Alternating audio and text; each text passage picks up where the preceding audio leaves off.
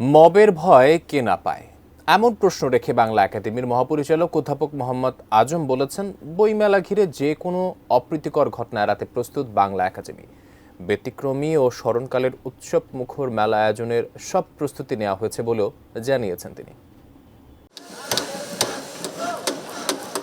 কাঠের ফ্রেমের ওপর রঙের প্রলেপ পেয়ে নান্দনিক অবয়বে ফুটে উঠছে বইমেলার এক একটা স্টল।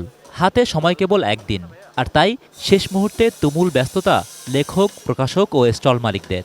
যখন স্টল শুরু হলো তখন থেকে মনে হচ্ছে যে প্রতিদিন এসে বসে থাকি এখানে। আমি দেখি টুংটাঙের শব্দগুলো আমার কাছে খুবই ভালো লাগে। ফিনিশিং পর্যায়ে চলছে, বইও আমাদের রেডি আছে, যে কোনো সময় ট্রাকে করে চলে আসবে। এবার মেলার পরিসর বেড়েছে অনেক। স্টল বরাদ্দ পেয়েছে মোট 708টি প্রতিষ্ঠান, যা এ যাবৎকালের মধ্যে সর্বোচ্চ। মেলায় নতুন করে অংশ নেওয়া প্রকাশনীও বেড়েছে শতাধিক। প্রায় 80% কাজ শেষ, এখন জাস্ট একটু পেন্টিং করব সেই আগের যে পুরানো টেক্সচারটা আনার জন্য। কোয়ালিটি সম্পন্ন আন্তর্জাতিক মানের CMT 500W CSRM committed for better still. এবারের মেলার প্রতিপাদ্য জুলাই গণ অভ্যুত্থান, নতুন বাংলাদেশ বিনির্মাণ। 4 জন ভাষা শহীদের নামে 4টি চত্বরের পাশাপাশি এবছর যোগ হয়েছে জুলাই চত্বর নামে আরেকটি অংশ।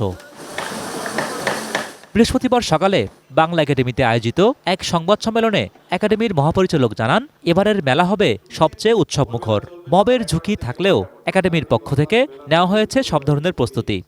যেই মেলার কর্মকাণ্ড শুরু হয়েছিল বাংলাদেশে স্মরণকালের মধ্যে প্রথমবারের মতো একটা পুস্তক প্রকাশক ও বিক্রেতা সমিতি ছাড়া, সেটা হতে পারতো অনেক বেশি ভয়াবহ। এই ধরনের একটা পরিস্থিতির মধ্যে আমরা পুরো ব্যাপারটাকে আসলে প্রায় যথাসময়ের আগেই অনেক দূর পর্যন্ত সমাপ্ত করে এনেছি। ছুটির দিন বইমেলা শুরু হবে সকাল 11টায়।